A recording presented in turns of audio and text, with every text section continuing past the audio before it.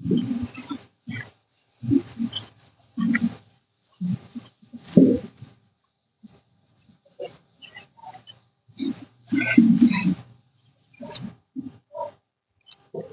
आगे चलते हैं। आगे हमारे पास है एक वैल्यू है प्रॉब्लम में,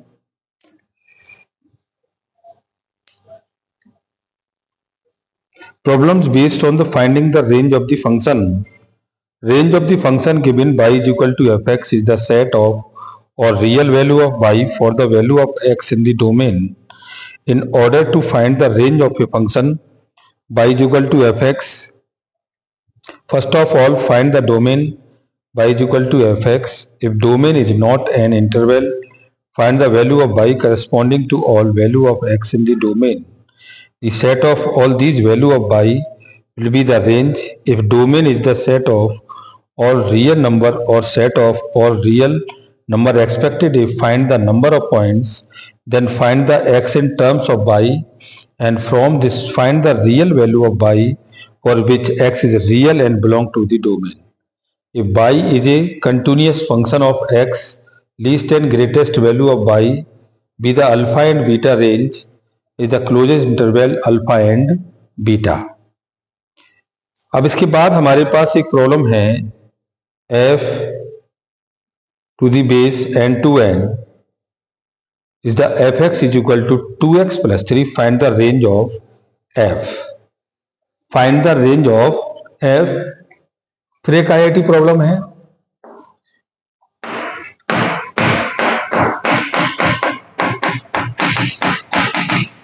IIT JEE में प्रॉब्लम्स है, तो ये है if f mapping the function n to n और डिफाइन है ये fx is equal to 2x plus 3 के साथ। तो फाइंड दी रेंज पूछ रहा है, फाइंड दी रेंज पूछ रहा है वो, और नेचुरल नंबर है हमारे पास। जब वो नेचुरल नंबर में है तो डोमेन हमारे पास हो जाएंगे n, नेचुरल में है तो डोमेन हमारे हो जाएंगे इसमें n वैल्यू 1 2 3 4 5 6। अब ये हमारे पास ये वैल्यू हो गई, तो देखिए 1 2 3 4 5 6 और ये हमारे पास सेट आ गया a और ये b, और इसको हमने किसी फंक्शन f से कनेक्ट कर दिया fx is equal to 2x plus 3 के साथ। तो 2x इज इक्वल टू 1, तो ये 5 आ गया, और फिर हमने 2 लिया तो 4 और 3 ये 7 आ गया, और फिर 3 या 6 और ये 9 आ गया, 8 और 3 ये 11 हो गया, और 5 या 10 ये 13 आ गया, और 6 2 ये आपका आ गया 6 या 12 ये 15 आ गया। तो सारे नंबर्स हमारे कैसे हैं, ऑड हैं। रेंज अगर हमें मिल रही इसकी, तो रेंज हमें कैसी मिली 5 7 9 और 11 के साथ। तो आप कह सकते हैं कि range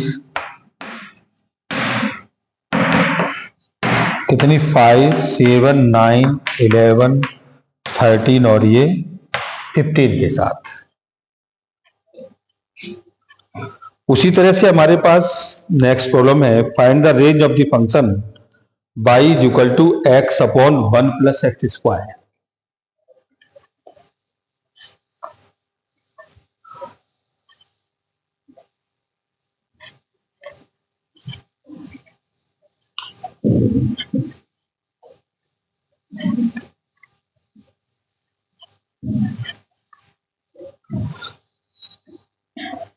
The problem, find the range of the function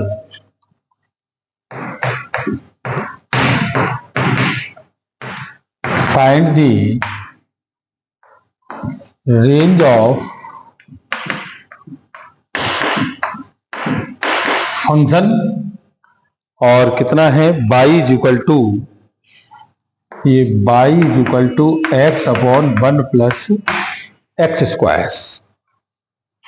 तो डोमेन तो इसके हो गए, तो डोमेन तो हो गए इसके माइनस इन्फिनिटी से लेकर प्लस इन्फिनिटी के साथ तक। डोमेन तो इसका मिल गया हमको। अब आगे हम इसको कैलकुलेट करते हैं तो इसको फैक्टर में कन्वर्ट कर लें। जब ये फैक्टर में कन्वर्ट करेंगे तो ये आपके पास हो जाएगा बाई और 1 plus x square is equal to x के साथ, तो y plus y x square minus x is equal to 0। तो ये हो गया y x square minus x plus y is equal to 0। तो हमारे पास एक इक्वेशन हो गई y x square minus x plus y is equal to 0। अब इसमें वो कहता है कि ये एक्स इज इक्वल टू भी 0 है और बाई इज इक्वल टू भी 0 है, तो ये इन्फिनिटी पर चला गया।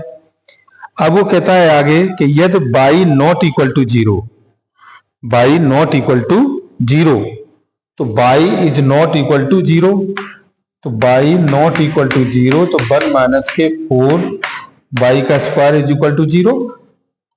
तो बाई 1 माइनस बाई का square greater than is equal to इतना। तो इस वैल्यू को अगर हम डिफाइन कराएंगे तो ये वैल्यू इसकी हो जाएगी कितनी, ये बाई का स्क्वायर इज इक्वल टू 1/4, तो by greater than plus minus के 1/2, तो यानी कि माइनस 1/2 से बाई की वैल्यू कितनी, और ये लेस देन बाई और लेस देन 1/2, तो हमारे पास ये आ गया 1/2 माइनस के क्लोज में, और ये माइनस के और ये प्लस के 1/2 के साथ।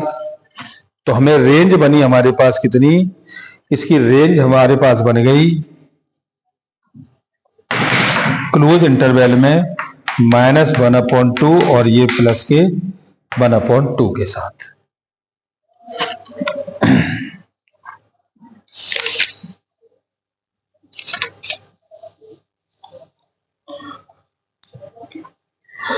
अब इसके बाद आते हैं problem based of the identical function.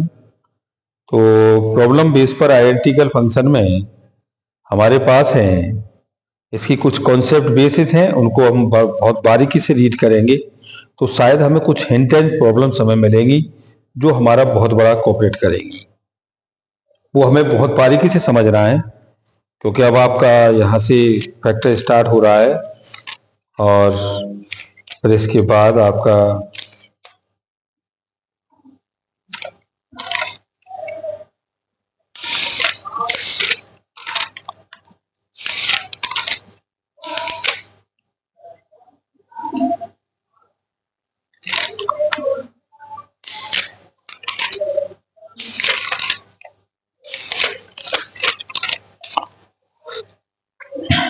problems based on identical function।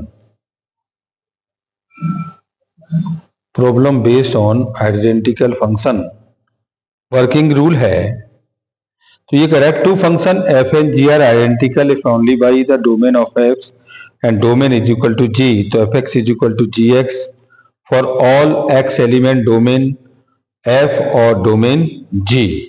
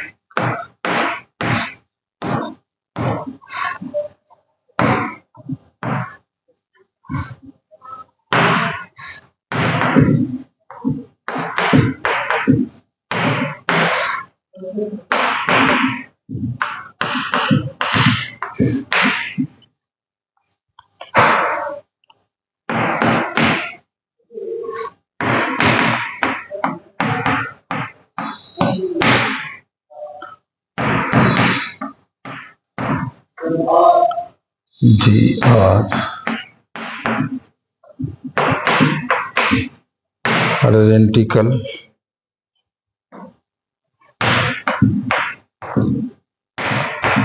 only if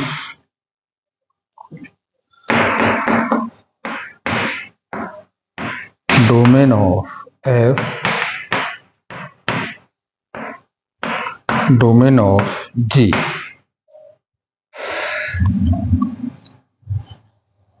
अब ये कह रहा है कि हमारे पास कोई वैल्यू है और ये कह रहा है कि ऐसा कोई भी फंक्शन हमारे पास जिसमें एफ और जी बराबर है, यानी कि डोमेन ऑफ एफ और डोमेन ऑफ जी के साथ, तो हम ये कह सकते हैं कि जो हमारे पास वैल्यू है एफ एक्स के साथ, यानी f x is equal to, आप इसे जी एक्स कह सकते हो, f x is equal to g x के बराबर हो जाएगा। और ये for all x element of, ये कह रहा है एक्स एलिमेंट ऑफ डोमेन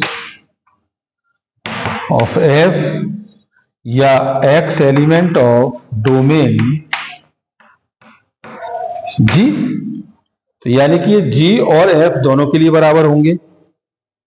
जब दोनों के लिए बराबर हो जाएंगे तो यहां हमारे पास एक प्रॉब्लम सारा निकल के, बहुत बेहतरीन प्रॉब्लम है, आप समझिए।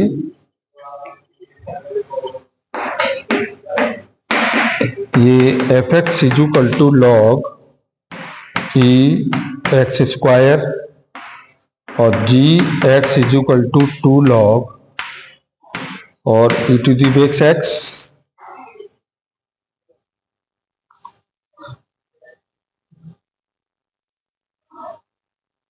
अब इसे हम कैलकुलेट करें तो ये कह रहा है कि examine the whether f x is equal to log e x square और जी एक्स 2 लॉग एक्स।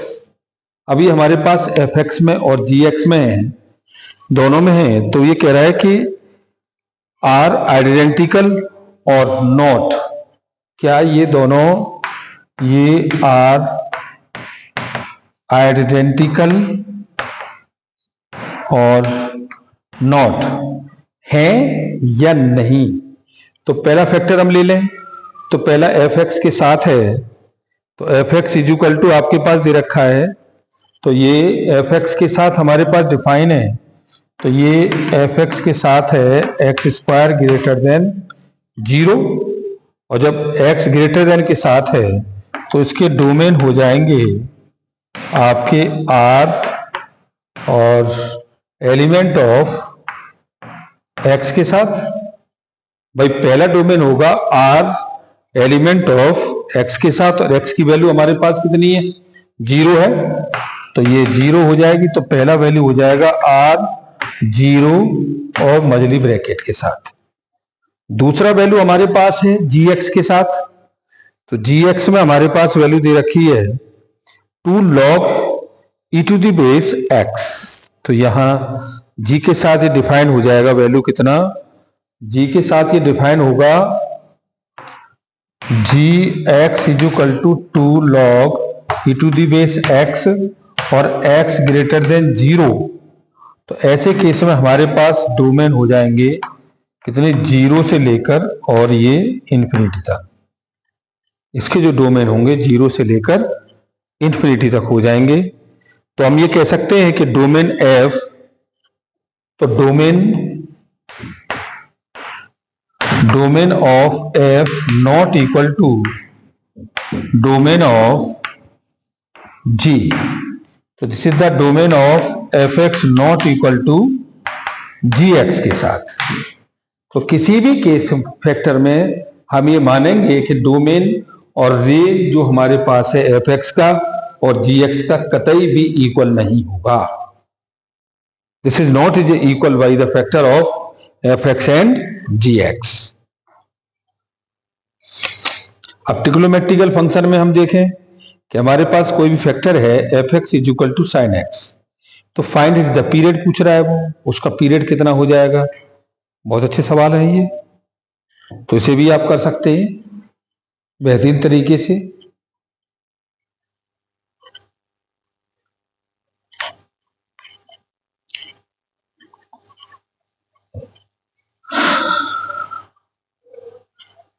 तो कुछ इसके फंडामेंटल्स रूल हैं, जरा वो देख लीजिएगा किसके, ट्रिग्नोमेट्रिकल फंक्शन की।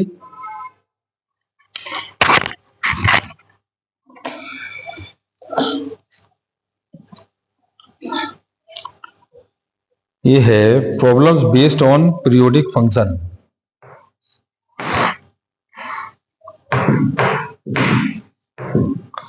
Problems based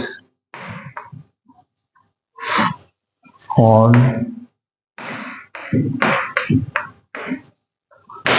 periodic function. Periodic function, और इसमें फर्स्ट है, वो कह रहा है it is to be examine that a function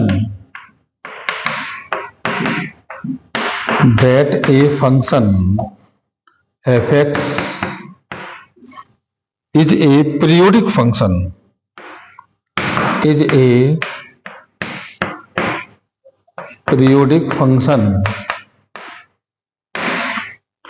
और ये हो जाएगा f t plus x equal to, और ये एफ एक्स के साथ,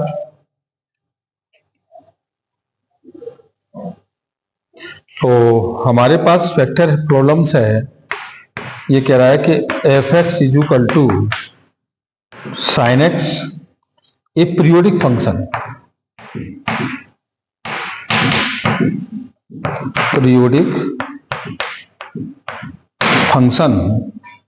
if so find the period, find its period,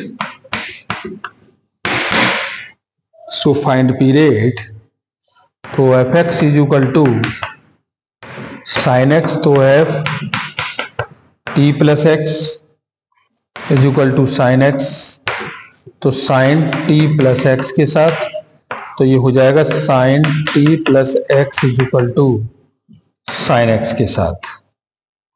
अब इसे हम अपनी कंडीशन में कैलकुलेट कर लें साइन के साथ, तो ये है आपका हो जाएगा कितना, t इज इक्वल टू, तो ये आपका हो जाएगा t plus x is equal to n pi plus minus के, t plus x is equal to n pi, और ये 1 माइनस के एन, ये 1 माइनस एन, और फैक्टर कितना x के साथ, और n है 0 प्लस माइनस 1 प्लस माइनस 2 और प्लस माइनस 3। ये वैल्यू हमारे पास है, तो हम यहाँ इसको मेंटेन करेंगे t is equal to n pi, तो t इज इक्वल टू कितना एन पाई, एक तो हम ये मेंटेन करेंगे। अच्छा, इसके अलावा दूसरी वैल्यू क्या कहता है कि दूसरी वैल्यू है t is equal to n pi, तो ये हमारे ऑड नंबर के साथ है, ये किसके साथ है, ऑड के साथ। अब इवन में आ जाओ, तो इवन में आपका हो जाएगा कितना, ये t is equal to 2n pi, तो ये आपका हो जाएगा 2 pi 4 pi 6 pi 8 pi up to dot dot, तो ये सभी हमारे पास वैल्यू आ जाएंगे। तो हम कह सकते हैं F x is a periodic function with period 2 पाई। तो आप कह सकते हो कि f x is a periodic function,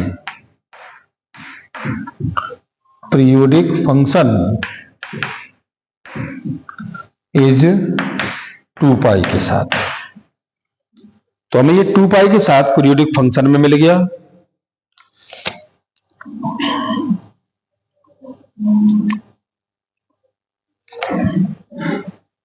तो कुछ प्रॉब्लम्स हमारे पास हैं, जरा हम उनको हैंडल करें।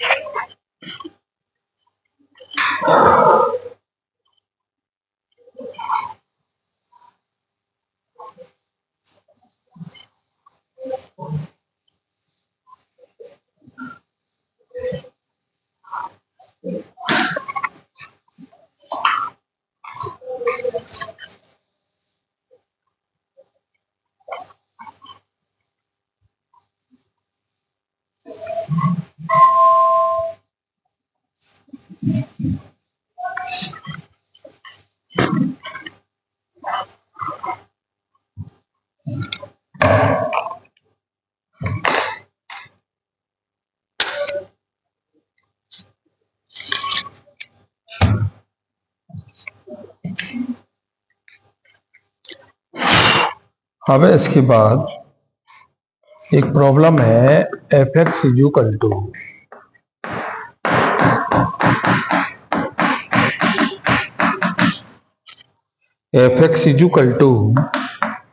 B x minus a upon b minus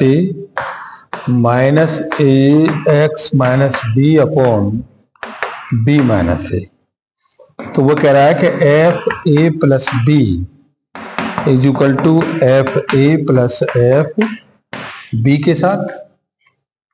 अब इसको वो कैलकुलेट करा रहा है।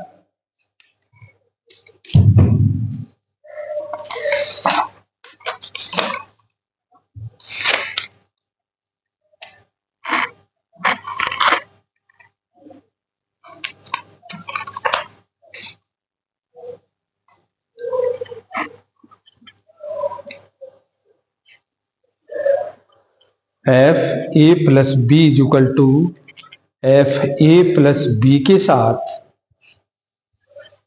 और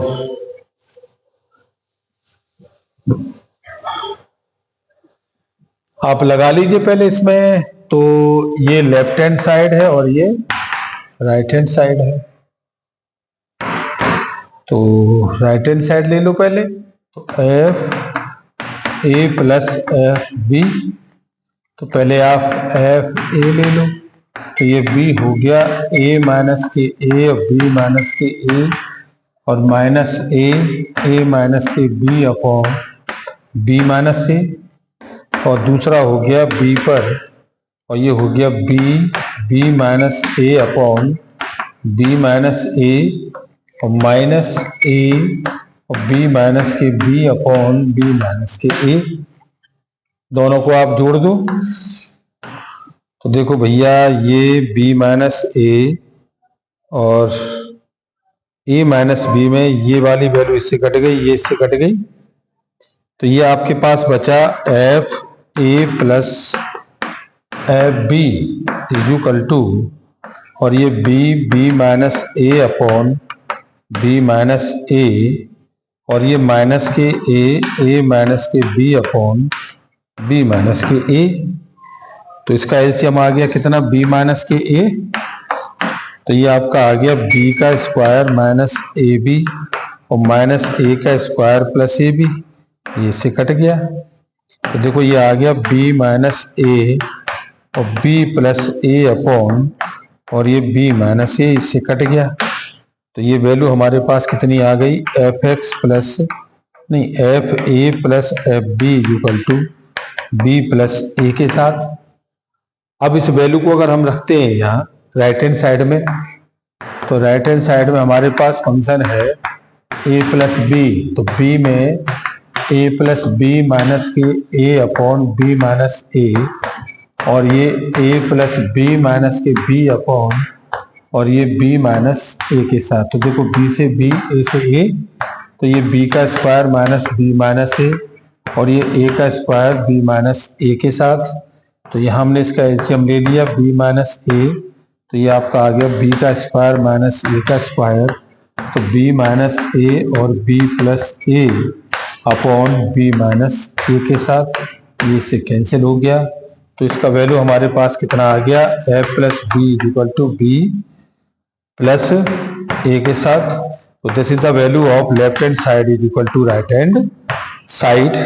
तो ये हो गया a plus b is equal to f a और plus f b, hence proof.